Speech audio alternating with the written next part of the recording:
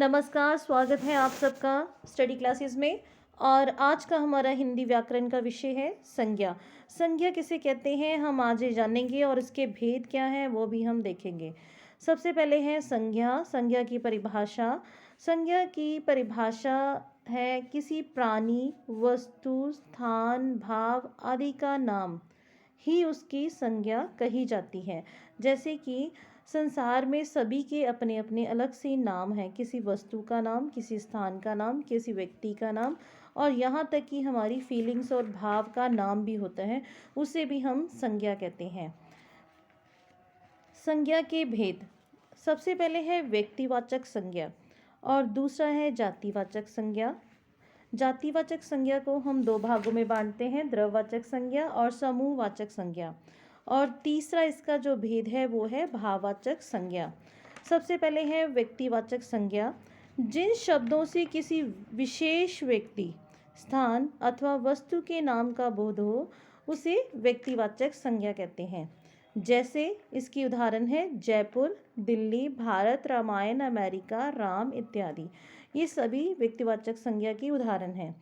इसे हम उदाहरण के द्वारा बताएंगे कि जैसे कि रमेश बाहर खेल रहा है, महेंद्र सिंह धोनी क्रिकेट खेलते हैं, मैं भारत में रहता हूँ, महाभारत एक महान ग्रंथ है। इन सब की अपने अपने, इस सब में जो भी नाम है, जैसे कि सबसे पहले है रमेश। रमेश बाहर खेल रहा है, तो जो रमेश है वो व्यक्तिवाचक संज्ञा है। उसी तरह दूसरी जो है वहाँ पे है महेंद्र सिंह धोनी, ठीक है, ये भी व्यक्तिवाचक संज्ञा में आएगी। इसी प्रकार जो भारत है वो भी व्यक्तिवाचक संज्ञा, महाभारत ये भी व्यक्तिवाचक संज्ञा है। इसकी एग्जाम्पल इस द्वारा है मेरा नाम राहुल है, लूसी मेरी प्यारी बिल्ली है। इसमें जो लूसी है, राहुल है, वो व्यक्तिवाचक संज्ञा है, अर्थात किसी व्यक्ति का नाम है और जानवर का नाम। दूसरा भेद है जातिवाचक संज्ञा। जिस शब्द से किसी प्राणी या वस्तु की समस्त जातियों का बोध होता है उन शब्दों को जातिवाचक संज्ञा कहते हैं। जैसे घोड़ा, फूल, मनुष्य, वृक्ष इत्यादि। स्कूल में बच्चे पढ़ते हैं। अब इसमें बच्चे जो हैं वो है जातिवाचक संज्ञा। बिल्ली चूहे खाती है, चूहे क्या है, जातिवाचक संज्ञा। पेड़ों पर पक्षी बैठे हैं, पक्षी जातिवाचक संज्ञा में आएगा। हिरन का शेर शिकार करते हैं, हिरन और शेर क्या है, जातिवाचक संज्ञा।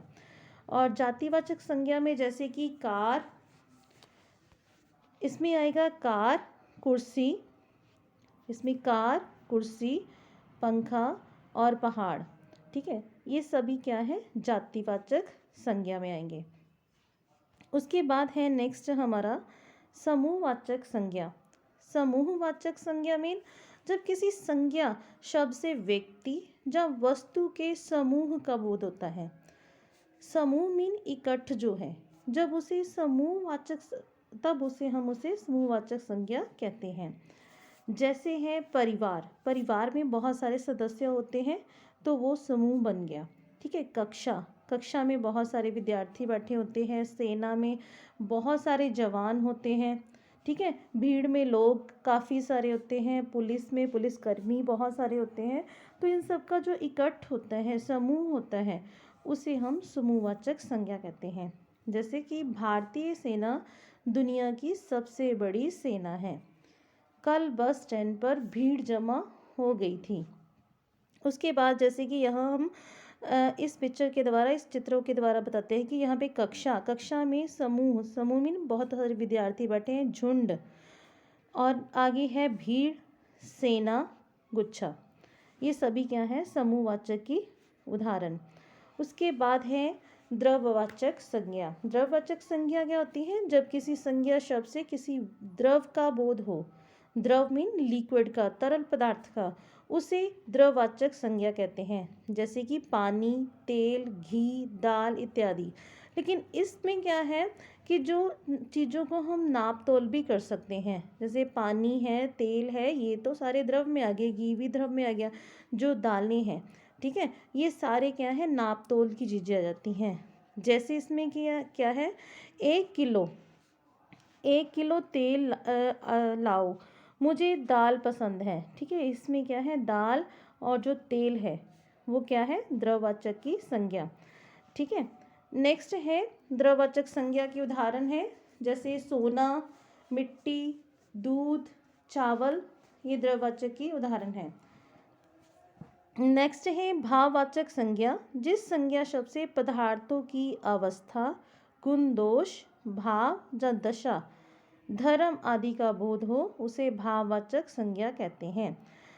जैसे बुढ़ापा, मिठास, बचपन, मोटापा, चढ़ाई, थकावट आदि। ज़्यादा दौड़ने से मुझे थकान हो गई, लगातार परिश्रम करने से सफलता मिलेगी। इसमें थकान और जो सफलता है वो भाववाचक संज्ञा है। इस पिक्चर द्वारा भी आप भाववाचक संज्ञा को समझ सकते हैं। जैसे क्रोध, क्रोध, मित्रता और दया। जो हमारा पहला चित्र है वो क्रोध को दर्शा रहा है। ठीक है, दूसरा क्या है, मित्रता को, दोनों मित्र आपस में मिल रहे हैं। तीसरा है दया, दया भाव को दर्शाता है। तो ये है हमारे भाववाचक संज्ञा में आते हैं। धन्यवाद आप सबका।